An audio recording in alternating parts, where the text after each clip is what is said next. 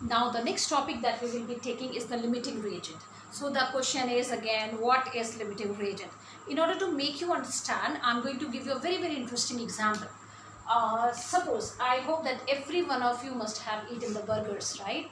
And the burger is made up of buns, right? Buns रहते हैं, or you can make the filling of your choice. Either you can go for tikki or you can go for anything else. But here I am taking as tikki, right?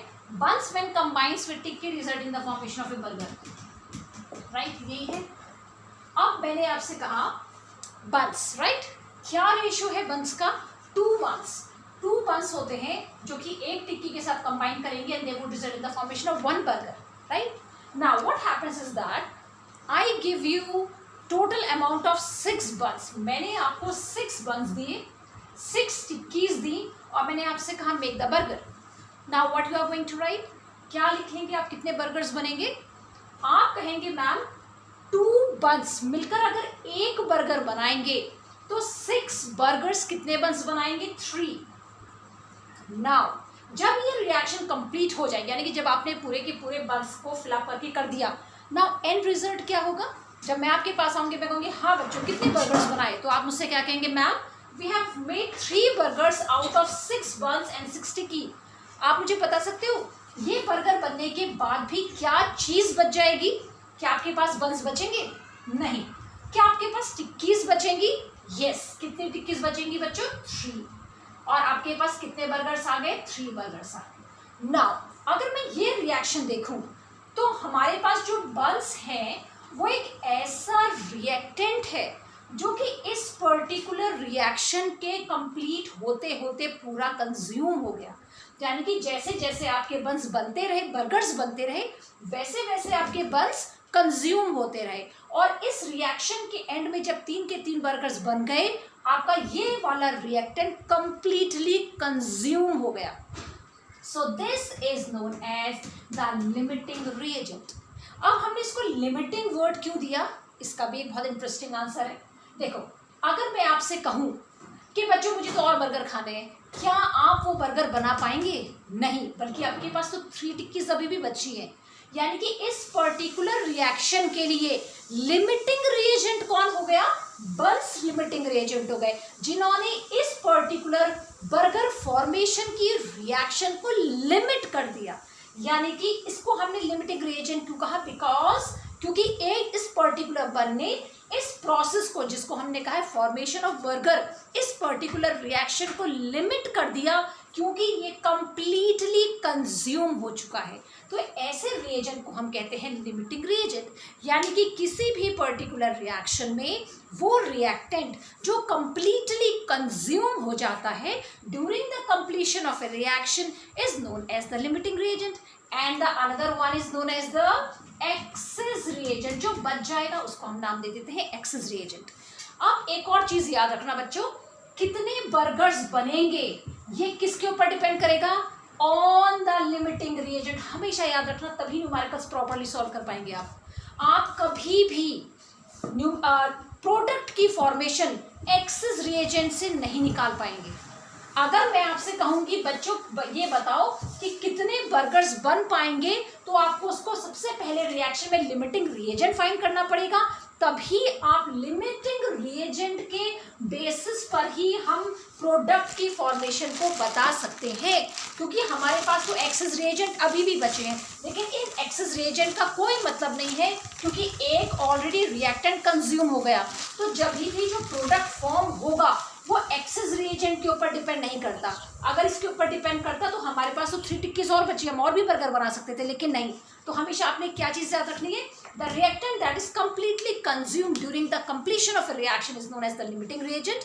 And this limiting reagent only defines the amount of the product formed and not the excess reagent. And what is excess reagent? The reagent that is remained even after the completion of the reaction will be known as the excess reagent.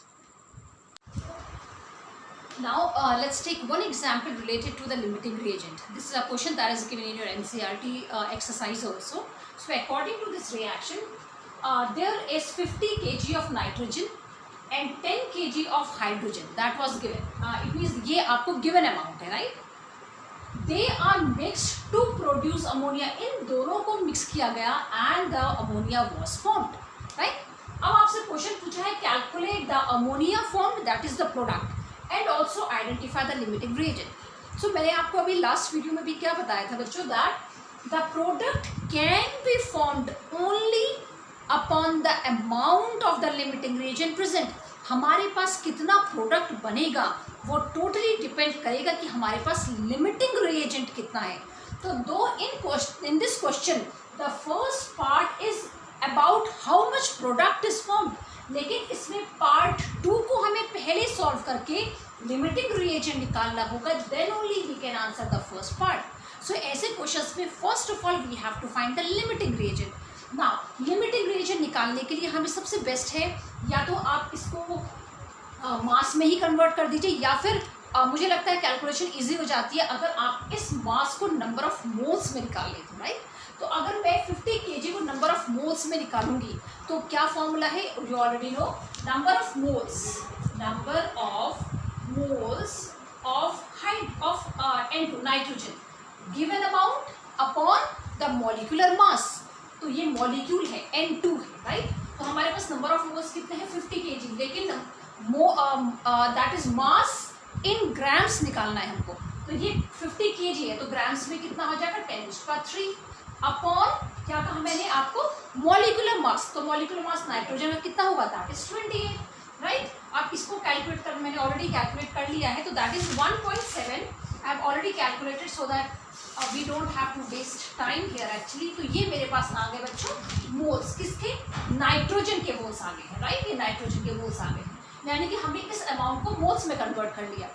Again number of moles, अब किसको करना है हमें, hydrogen को.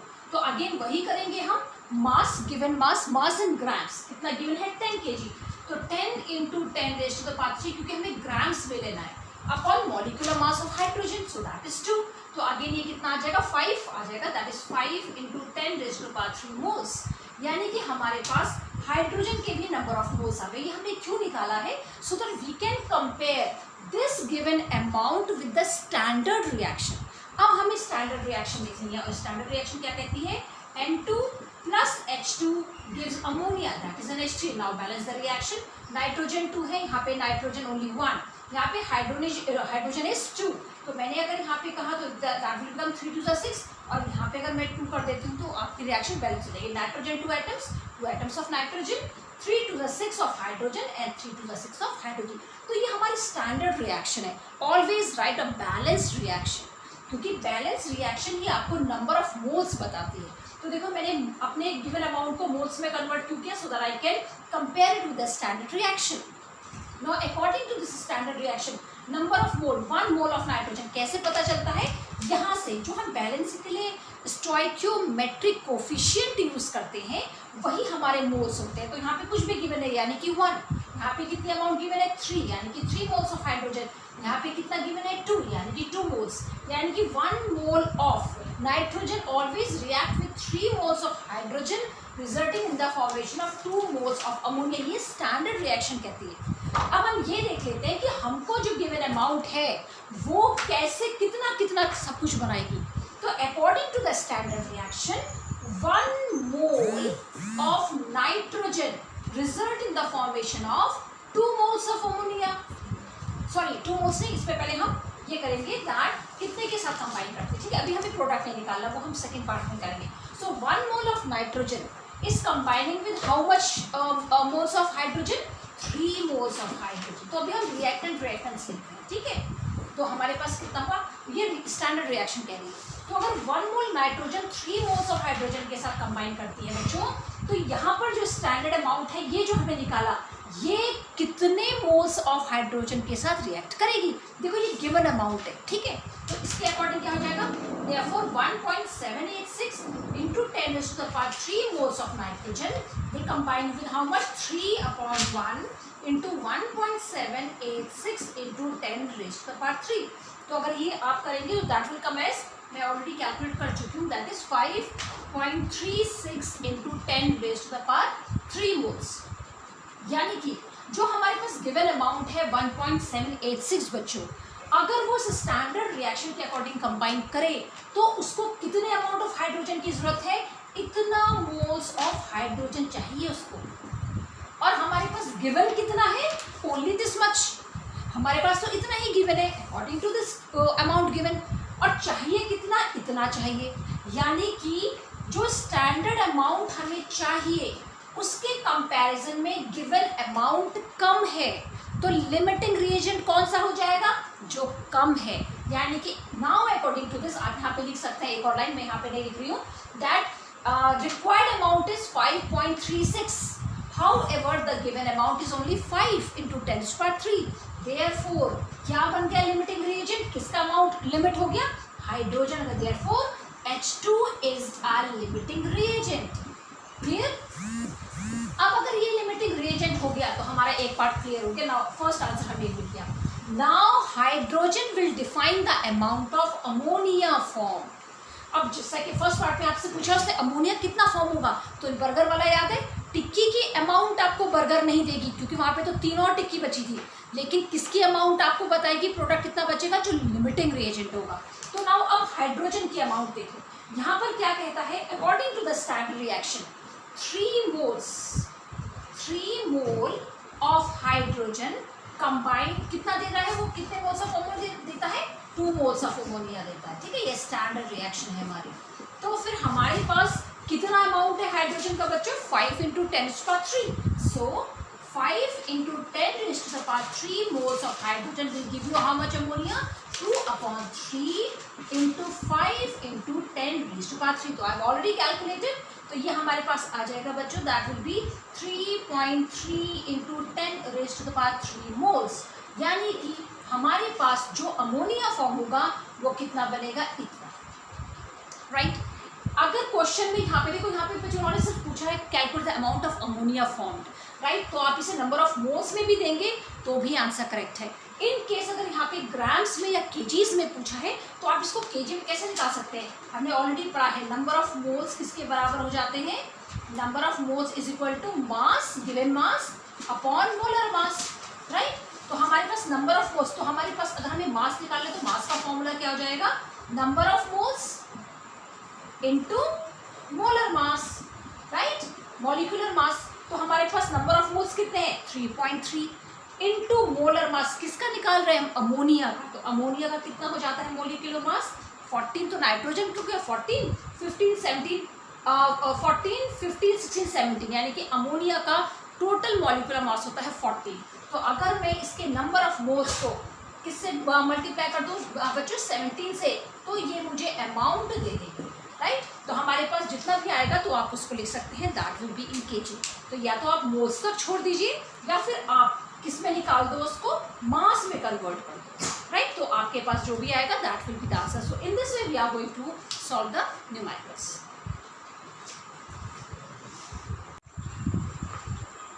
Now the next topic that we will be studying is the reactions in the solution.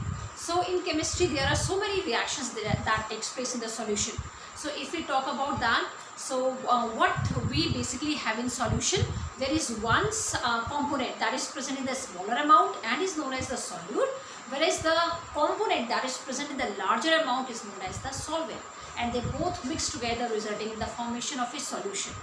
सो अगर हम concentration को define करें बच्चों, तो हम इसको कैसे डिफाइन करेंगे, the amount of the solute that is present in a given amount of the solution और the solvent will give us the concentration. लेकिन हमारे पास केमिस्ट्री में बहुत सारे मेथड है जिसके बेसिस पर हम किसी भी सॉल्यूशन की कंसंट्रेशन को डिफाइन कर सकते हैं।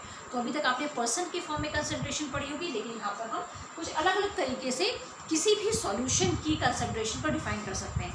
तो जो मैंने फर्स्ट मेथड दिया है that is about the mass percent. और बेसिकली क्वेश्चन में आपको ये W/W के फॉर्म में लिखा हुआ दिखेगा। तो W/W का मतलब है वेट बाय वेट, राइट। तो इसमें हमने क्या कहा, let WA be the mass of the component A and WB be the mass of component B। दो कॉम्पोनेंट ले लिए हमने, एक A ले लिया एक B। अगर एक आपने सॉल्यूट लिया है तो WB कौन सा हो जाएगा, वाटर, राइट।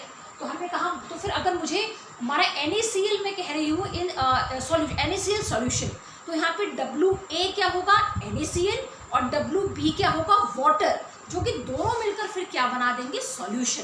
तो अगर मुझे मास ऑफ WA यानी कि NaCl निकालना है तो मैं क्या करूँगी, mass of NaCl upon weight of NaCl, या फिर mass of NaCl upon weight of NaCl plus weight of water. तो यही इस तरीके से एक्सप्रेस किया जाएगा। तो मैंने वही एग्जाम्पल आपको यहाँ पे लिख के भी दिखाया है। अगर क्वेश्चन में लिखा है 10% ऑफ NaCl सॉल्यूशन, तो मैंने आपसे क्या कहा कि 10 ये क्या है, WA क्या है, मास of the component A that is NaCl, and WB क्या है, mass of water, not the solution, water यानी कि सॉल्वेंट। तो यहाँ पे 10% ऑफ NaCl सॉल्यूशन का मतलब WA और WB की क्वांटिटी कितनी हो जाएगी, WA यानी कि NaCl तो 10 ग्राम्स है, तो फिर वाटर की क्वांटिटी कितनी होगी, 90 नॉट 100 तो सॉल्यूशन बनेगा जब आप इन दोनों को ऐड कर देंगे। तो दिस इज WA, कौन सा वाला, NaCl is WA and water is WB। तो 10 grams in 90 grams of water, ये याद रखना बच्चों, रिएक्शंस में क्वेश्चंस में काम आएगा। Now the next one is molarity, and it's a very very important topic. Molarity का मतलब क्या है, molarity is again a way of defining the concentration. और बेसिकली हम मोलारिटी लैब में जब भी कोई प्रैक्टिकल्स करते हैं हम लोग, तो हम बेसिकली अपने जो कंसंट्रेशन है उसको हम मोलारिटी के टर्म्स में डिफाइन करते हैं। तो मोलारिटी को हम कैपिटल M से रिप्रेजेंट करते हैं, और इसका सिंपल सा फॉर्मूला है moles of solute upon volume of solution in litre. Number of moles हम कैसे निकालते हैं, given mass upon molar mass, right. तो मोल्स ऑफ सॉल्यूट जो आपने डिसॉल्व किया है solute upon volume of solution, solution का वॉल्यूम लेंगे इन लीटर। अगर लीटर है तो ये फॉर्मूला ऐसे ही रहेगा, लेकिन अगर यहाँ पे ml होगा तो ये इंटू 1000 हो जाएगा, राइट। डिपेंड करता है क्वेश्चन में क्या गिवन है। अगेन इसका जो यूनिट है that is moles per litre, right. उसी तरीके से एक और मेथड है कंसंट्रेशन को डिफाइन करने का, दैट इज मोलैलिटी, LALITY, और इसको हम रिप्रेजेंट करते हैं स्मॉल m से। Again the formula will become moles of solute, that is same, लेकिन यहाँ पर हम सॉल्वेंट का मास लेते हैं। यहाँ पे तो हमने सॉल्यूशन का यानी कि सॉल्यूट प्लस सॉल्वेंट इन दोनों का वॉल्यूम लिया, लेकिन यहाँ पे हमने मास ऑफ द सॉल्वेंट लिया है, यानी कि जिसमें हम डिसॉल्व कर रहे हैं सॉल्वेंट में उसका मास लिया है, राइट। किसमें लिया है, केजीज में लिया है। अगर यहाँ पे ग्राम होगा तो अगेन कितना हो जाएगा, इंटू 1000, राइट। अगेन इसकी जो यूनिट है that is moles per KG. ना क्वेश्चन बेसिकली अगर मैं आपसे पूछूं बच्चों, विच इज अ बेटर वे, ये क्वेश्चन बहुत इंपॉर्टेंट है, which is a better way for defining the concentration. अगर मुझे किसी भी सॉल्यूशन की कंसंट्रेशन को डिफाइन करना है तो कौन सा बेटर वे है, मोलैलिटी के बेसिस पर उसको कंसंट्रेशन को डिफाइन करना, या फिर मोलैलिटी के बेसिस पर कंसंट्रेशन को डिफाइन करना। तो आपका आंसर आना चाहिए molality is a better way as compare to molarity for defining the concentration. क्यों, क्योंकि यहाँ पे गिवन है वॉल्यूम और यहाँ पे हम लेते हैं मास। तो इन केस अगर आपके सॉल्यूशन का टेम्परेचर चेंज हुआ तो वहाँ पर मोलैरिटी भी चेंज हो जाएगी, क्योंकि वहाँ पर वॉल्यूम चेंज हो जाएगा, राइट। क्योंकि हमारा जो वॉल्यूम है that depends upon the temperature. अगर आपने टेम्परेचर बढ़ा दिया तो वॉल्यूम भी बढ़ जाता है, और अगर आप टेम्परेचर को कम कर देंगे तो वॉल्यूम भी कम हो जाएगा, राइट। तो टेम्परेचर का डायरेक्ट इफेक्ट किस पे पड़ता है, वॉल्यूम पे, लेकिन जो मास है that is independent of the temperature, and therefore molality is a better way for defining the concentration. So this one question is an important one that is being generally asked. Now the next mode of defining the concentration is the mole fraction. So again we are going to study the way in which it will be expressed. So mole fraction may let Na be the number of moles of solute A and Nb be the number of moles of the solvent, not the solution, solvent. तो अगर मुझे माना mole fraction निकालना है solute का, तो वो किसके बराबर हो जाएगा, number of moles of solute upon number of moles of solute plus number of moles of the solvent, और ये दोनों मिला के क्या बन जाएगा बेटा, that will B solution, number of moles of solution, right. Similarly mole fraction of the solvent तो सॉल्वेंट का मुझे मोल फ्रैक्शन निकालना है तो मुझे नंबर ऑफ मोल्स भी किसके लेने पड़ेंगे, सॉल्वेंट के ऊपर लेने पड़ेंगे, राइट। तो number of moles of the solvent upon number of moles of solute plus number of moles of the solvent. तो अगेन ये आपको सॉल्यूशन दे देगा। तो यानी कि जिसके भी हमें मोल फ्रैक्शन निकालने हैं, अगर सॉल्यूट के निकालने हैं तो number of moles of solute ऊपर लिखा जाएगा, और अगर number of moles of mole fraction अगर आपको सॉल्वेंट का निकालना है तो आपने number of moles of solvent को ऊपर लिखना है। और अगर हम किसी भी सॉल्यूशन में number of mole fraction add कर दें उन सब का, माना कोई भी सॉल्यूशन है आपका जिसमें कि 2 माना आपकी सॉल्यूट है और 1 आपका सॉल्वेंट है, तो 3 हो गए। तो अगर मैं उन तीनों के मोल फ्रैक्शन को ऐड करूँगी तो that will be equal to 1, और अगर 2 ही प्रेजेंट है तो उन दोनों का अगर मैं मोल फ्रैक्शन निकालूँ तो that will be equal to 1, right. Okay, ना कुछ क्वेश्चंस में आपको पीपीएम का फॉर्म भी देखेगा। पीपीएम का मतलब है पार्ट्स पर मिलियन, यानी कि फॉर एग्जांपल अगर मैं कहूँ क्लोरीन जो है वो वाटर में प्रेजेंट है इन पीपीएम, यानी कि पार्ट्स पर मिलियन, यानी कि पर मिलियन में आपका जो वाटर है उसमें जो क्लोरीन का अमाउंट है कितना प्रेजेंट है। तो फॉर एग्जांपल एक ऐसा कंपोनेंट है जो कि वाटर में डिसॉल्व है, राइट। तो अब हम उसका कैसे निकालेंगे, पीपीएम में हम कंसंट्रेशन को कैसे लिखेंगे, that will B mass of component है, यानी कि जो चीज़ जो सॉल्यूट डिसॉल्व है, ठीक है, तो वो यानी कि कौन सी चीज़ डिसॉल्व है, कंपोनेंट ए, तो हमने उसी का मास लिया, mass of component A upon total mass of the solution. क्योंकि अगर मैंने आपसे कहा भाई क्लोरीन पार्ट्स पर मिलियन में प्रेजेंट है वाटर में, यानी कि इसका मतलब क्या हुआ, पार्ट्स पर मिलियन का मतलब क्लोरीन की कंसंट्रेशन वाटर में वेरी वेरी वेरी लेस, ठीक है। तो हम इस पूरे जो बहुत कम कंसंट्रेशन होती है उसको हम पार्ट्स पर मिलियन में डिफाइन करते हो। आप खुद इमेजिन कर सकते हो कि 1 मिलियन में 1 part, such a small amount. तो हमने क्या लिखा, मास ऑफ द कंपोनेंट ए, यानी कि वो सॉल्यूट जो बहुत कम अमाउंट में प्रेजेंट है, upon total mass of the solution into 10⁻⁶, वो आपको उसका अमाउंट डिफाइन कर देगा। Now let's do one numerical related to this molarity and molality only. What is the concentration of sugar C12H22O11 in moles per liter? अब आपको ये देखो, उन्होंने कहीं नहीं कहा कि आपको मोल फ्रैक्शन निकालना है, मोलालिटी निकालना है या मोलारिटी निकालना है, लेकिन इन्होंने यूनिट दे दी। और अभी मैंने आपको इससे पहले वीडियो में यूनिट्स बताई थी। तो मोल्स पर लीटर किसकी यूनिट है, मोलारिटी की, यानी कि ये हमसे मोलारिटी की बात कर रहा है, हमसे मोलारिटी के टर्म्स में कंसंट्रेशन को डिफाइन करवाना चाह रहा है। If it's 20 gram are dissolved in enough water to make a volume of 12, amount of the solute present 20 gram, amount of the solvent, ये क्या है, उसमें water to make a volume of up to 12, ये solution है पूरा का पूरा, ठीक है। तो solution कितना आ गया, 2L, यानी कि 2 liters of solution। आप इसको ध्यान से पढ़ना, of water to make a volume up to, यानी कि आपने water को रेज कर दिया, यानी कि 2 लीटर आपका solution है। तो अब हम कैसे निकालेंगे, सबसे पहले मैंने पहले भी फॉर्मूला बताया था, molarity is equal to number of moles of solute, right, upon volume of the solution in litre.